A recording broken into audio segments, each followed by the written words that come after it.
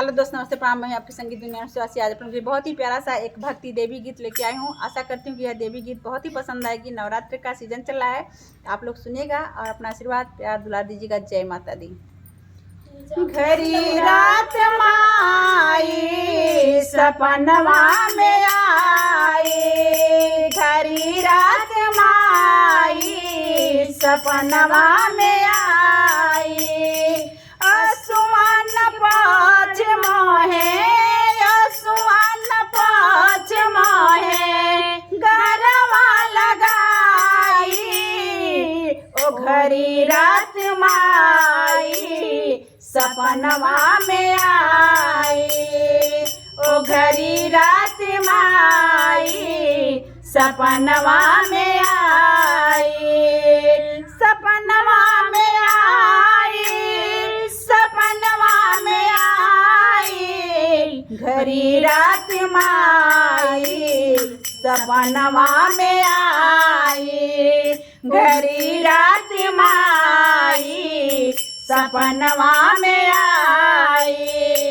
नहीं चाहिए आसन दासन खटिया रे माचिया, नहीं चाहिए आसन दासन खटिया रे माचिया, झाड़ी के बिछावा बोली, झाड़ी के बिछावा बोली, बस एक चटाइया, ओ घड़ी रात माई सपनवा में आई, ओ घड़ी रात माई सपनवा में आई।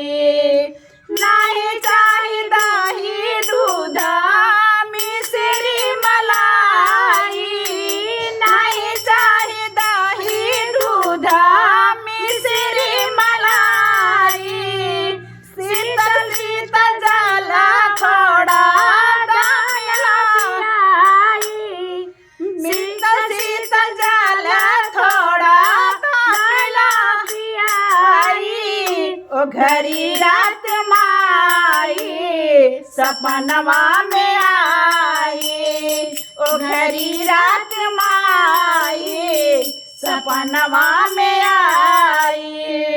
नहीं चाही कंदा मूला फलवा सोहारी, नहीं चाही कंदा मूला फलवा सोहारी, रूखी सूखी जो भी होई, रूखी सूखी जो भी होई, भूख दा मिटाई, ओ घड़ी रात माई सपनवा में आई, ओ घड़ी रात माई सपनवा में आई। आसमान पाँच मोहे, आसमान पाँच मोहे गरवा लगाई, ओ घड़ी रात माई सपनवा में आई, ओ घड़ी रात माई सपनवा में आई। जय माता दी। प्रेम से बोलिए जय माता दी। जय माता दी।